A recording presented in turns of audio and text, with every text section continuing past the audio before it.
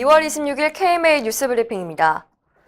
환자가 치료를 받고 나서 후유증이 있다면 의사의 의료과실에 해당하는 걸까요? 환자 A씨는 지난 2013년 B병원에서 추간판 제거와 인공디스크 치환술을 받았습니다. 이후에 사정장애와 역행성 사정, 적응장애라는 진단을 받자 의사에게 손해배상 소송을 제기했습니다.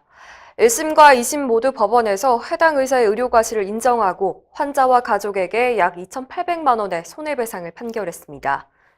수술 도중 최선의 주의 의무를 다하지 않았다는 것과 이후에 발생할 수 있는 합병증에 대한 설명을 하지 않았고 또 수술의 장점만을 강조해서 환자의 결정권을 침해했다고 판단한 것입니다. 그러나 대법원은 1심과 2심 판단에 문제가 있다고 지적했습니다.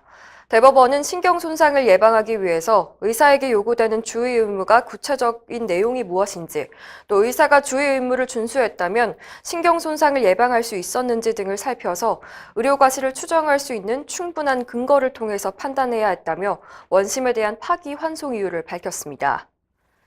최대집 대한의사협회장이 정부의 반민생 정책 항거의 뜻을 함께하겠다는 의지를 밝혔습니다. 최 회장은 어제 한국유치원 총연합회가 주최한 대규모 집회에 참석했습니다.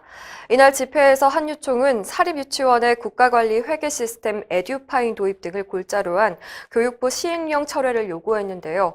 최 회장은 국가가 개입해 자유를 억압하는 관치 행정의 구태를 벗어나야 한다고 생각해서 집회에 참석했다면서 앞으로 반민생 투쟁단체와 연대를 적극적으로 모색하겠다는 뜻을 전했습니다.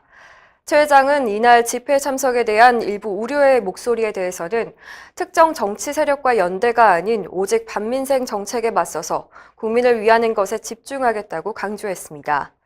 최 회장은 앞으로 최저임금 인상으로 어려움을 겪는 소상공인을 비롯해 다양한 사람들과 연대할 생각이라고 밝혔는데요. 의료계 역시 정부의 지나친 개입과 비정상적인 수가로 고통받고 있다면서 반민생 정책에 반대하는 사람들이 힘을 모으고 연대해야 반민생 정책을 막을 수 있다고 강조했습니다. 전공의법을 위반한 수련병원의 명단과 평가 결과를 공표할 수 있는 법적인 근거가 마련될 것으로 보입니다. 메디컬타임스는 더불어민주당 윤일교 의원이 전공의 수련 환경 평가 결과를 공표하는 전공의법 개정안을 준비 중이라고 보도했습니다. 현행법에는 매년 수련병원을 대상으로 지정 기준을 유지하고 있는지, 또 수련 규칙은 이행되고 있는지 등 수련 환경 평가를 실시하도록 규정이 돼 있는데요.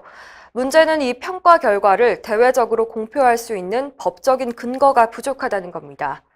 윤일교 의원은 수련 환경 결과를 통해서 전공의들이 수련병원을 선택할 때 참고할 수 있는 기준이 될 수가 있고 또 수련병원의 자율적인 개선 노력을 촉구할 수 있다는 점에서 이와 같은 개정안을 추진하게 된 것인데요.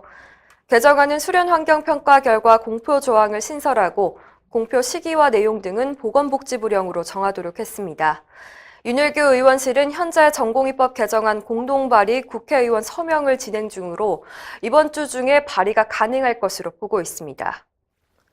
오진을 했다는 이유로 의사 3명을 구속한 이른바 횡격막 탈장 사건에 대해서 법원이 신중하지 못했다는 비판이 나왔습니다.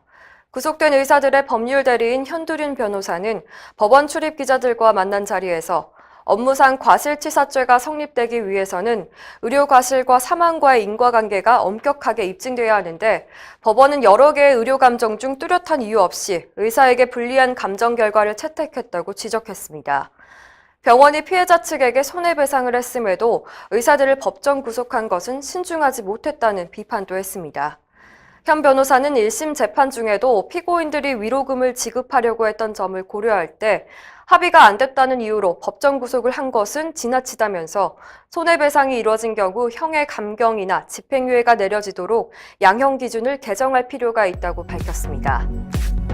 이상으로 뉴스브리핑을 마칩니다. 자세한 사항은 의협신문을 참고하시길 바랍니다.